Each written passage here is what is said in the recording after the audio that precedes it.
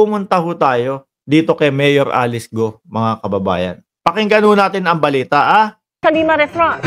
Ito. Galing po sa balita ng GMA. Andito po si Salima Restaurant, mga kababayan. Ito pong susunod nating topic, mga bossing, tungkol po ito sa pagkaka-aresto ni dating Bamban Mayor Alice Go, mga bossing. Tumakaso, di ba? Tapos pumunta ng Batam, Indonesia, tapos tapos na ang karir niya. Pero, saan daw po? Sabi ni Arnold Clavio, nahuli daw po sa Tangaren. Tangaren? Tangeram yata, Tangeran, yung yung basa Pero si Arnold Clavio, sabi, nahuli sa Tangaren. Pakinggan ho natin, mga kababayan.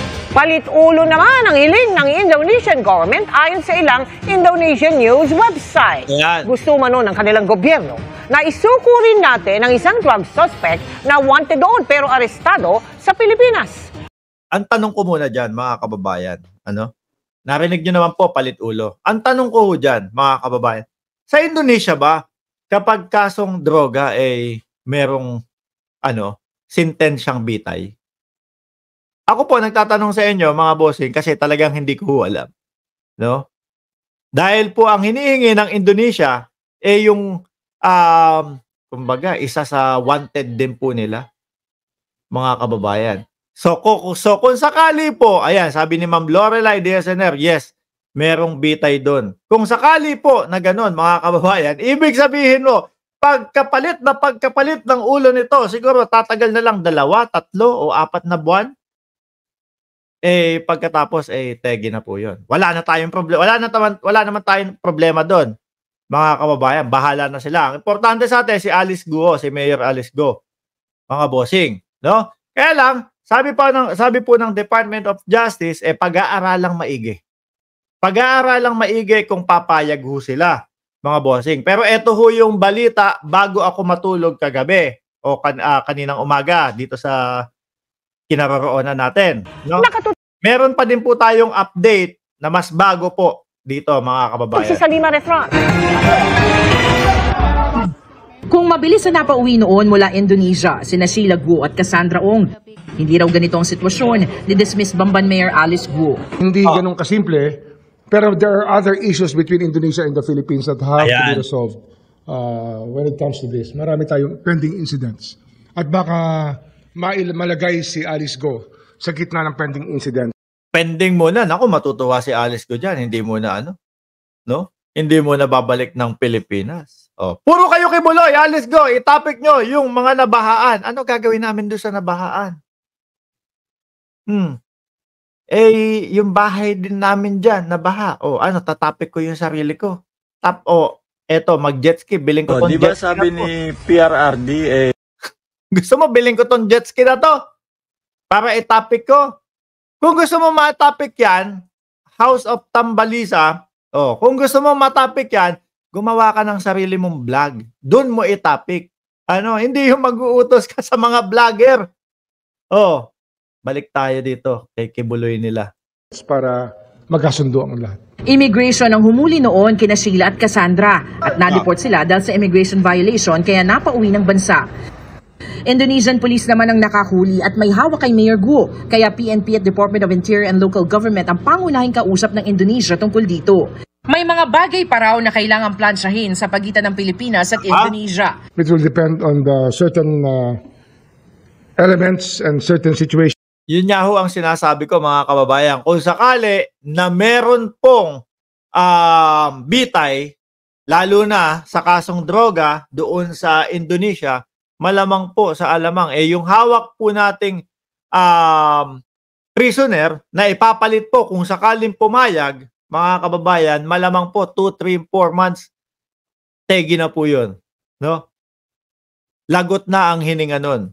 Matindi po Parang kaila Pablo Escobar nang galing yung mga yung grupo Emanating from Indonesia at the Indonesian authorities at makikipag-usap rin tayo dyan. The DFA will be talking to them also. Hindi dinetali ni Remulla kung ano ang mga isyong ito. Pero lumalabas sa ilang Indonesian news websites. Ano yan? Ayan. Java Post. News.com. Fugitive with Philippines, Alice Go exchange with fugitive BNN Gregor Johan Has. Ayan daw po. Nakapalit ni Guo, hinihingi ng Indonesia Paul Ree asked Philippines to barter Alice Go with fugitive BNN Gregor Johan Has. na i-turn over sa kanilang Australian na si Gregor Johan Has, isa sa mga most wanted na drug suspect sa Indonesia at sinasabing miyembro umano ng Sinaloa Drug Cartel ng Mexico. Ayan, oh. Naaresto si Has sa Bogo, Cebu noong Mayo sa bisa ng red notice na inilabas ng Interpol matapos Ako, Interpol din, no? Tapos sasabihin ng iba, sasabihin ni Inday Sara Duterte, tingin ko wala na sa Davao yang si Kibuloy. Masasakote agad yan ng International Police, mga kababayan. Parehas pugante, sabi ni Shiro Kansaki. Sabi naman ni Ladybug 6670, malas niya, dumaan siya sa Indonesia. ang kasuhan sa Indonesia kaugnay ng smuggling ng droga, krimen na may parusang kamatayan doon. Oo. Gayunman, magpapadala ng Nakakatakot. Siguro iniisip yung natin, nung prisoner natin. Hinayupak tong si Alice Go. Ang dami-daming paghuhulihan sa Indonesia pa. Ang ayos-ayos ko na dito sa Pilipinas, walang bitay. Ngayon, ako pa ang masisentensyahan doon sa Indonesia. Mukhang papalit pa ang ulo. Ako ho, mga bossing, ha? Ako ho, mga bossing. Kung ako ang presidente, diretsahan na, hindi naman po mangyayari yan. Ako sasabihin ko, sige, akin na si Alice Go. Dito namin lilitisin yan. O, eto sa inyo. Eto yung wanted sa inyo. Diyan nyo litisin. Kung bitayin to, bahala na kayo dyan. Problema nyo yan. No? Basta hindi kami ang bumitay. O, swap lang. No, parehas. Kung sakali ho, mga kababayan, parehas masusolusyonan kung ano man yung mga krimen na ginawa ng mga to. Ano? ng NBI agents at senior prosecutors ang DOJ para umalalay sa pagpapauwi kay Guo. May tinitingnan na raw ang Department of Justice na ilang immigration personnel na maaaring sangkot sa pagpupuslit kay Guo. Nako, eto yung sinasabi ho, no, ni Secretary ng Department of Justice. Merong nakarating sa kanilang balita na 200 milyong piso ang ibinayad ng pamilya ni Go para makalabas ho ng bansa. At sumagot na din ho ang ating Pangulo dyan, mga kababayan. Kung sino man yon, yung mga yon hindi lang masisisante, ipapakulong ng Pangulo. Grabe naman po yun, mga kababayan. Hindi na po kagustuhan ng bansang Pilipinas yung mga pinaggagawa nila. Silaw sa pera. Oh. Grabe, no? Isipin mo na lang kung ikaw yung na-opera nun. Ikaw ay Bureau of Immigration, inoperang ka. Isipin mo na, ako, wanted na wanted to. Imposible namang hindi ako mahuli dito. Oh. Pero dapat hindi pa din po ginagawa, mga kababayan. No? Wag po nating Tagalog ng treason, no? Wag po nating saksakin patalikod ang ating bayan, mga bossing. Wag po. Diyos ko. Yung mga bayani natin, nagpakategi po. Nagpategi, nakipaglaban para po sa kalayaan ng bawat mamamayang Pilipino na bubuhay ngayon. Tapos tayo po, babanatan natin ng patalikod ang ating inang bayan. Wag po, mga kababayan. Mag-isip-isip kayo. Tuloy! Palabas ng bansa. Nagpupuslit papasok nung araw yung Pastillas. Pastillas gang. At nagpupuslit sila palabas. Mukhang meron na tong mga iniisip ho, mga kababayan. Nagpupuslit papasok ang Pastillas. At nagpupuslit din sila palabas. Alam natin, meron talagang gumagawa niya sa immigration. Yan ang ating tinitingnan ngayon. Pag-amin pa ni Remulla, hindi na raw niya kinakausap ngayon si Immigration Chief Norman Tansinco, kasunod ang hindi agad pagsasabi sa kanya na nakalabas na ng Pilipinas si Guo.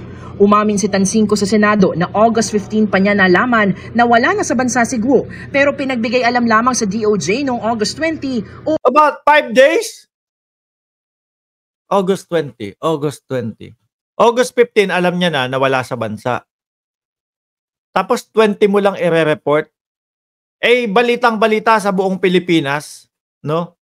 Hindi nga lang po sa Pilipinas, miski po sa labas ng bansa, mga kababayan. Balitang-balita na itong si Alice Go pinaghahanap po ng batas ng Pilipinas, pinaghahanap po ng Senado. Tapos late mong sasabihin, 5 days bago mo sabihin na wala na sa bansa yung isang wanted na talagang talk of the town sa buong Pilipinas po. Sumunod na linggo. Kasi nung nangyari ito, hindi niya naman ako sinabihan agad eh. Marahil alam niya na matagal yan bago ko nalaman. Hindi tama yung ganong klaseng asal na hindi mapapaalam sa DOJ o secretary. Yun ang nangyayari sa opisina mo. Sinusubukan pa namin kunin ang pahayag ni Tansingco kaugnay sa mga pahayag ni Remulla. Ang PNP naman, nag-iimbestiga rin kung may mga pulis na tumulong sa pagtakas ni Guo sa bansa. And when lumabas po sa investigation po natin na mayroon pong mga pulis na tumulong po dyan, no sacred cow po dito, papanagutin po natin ang sinumang pulis na mapapatunayan po nating tumulong sa ginawa pong Yari yan kay PBBM.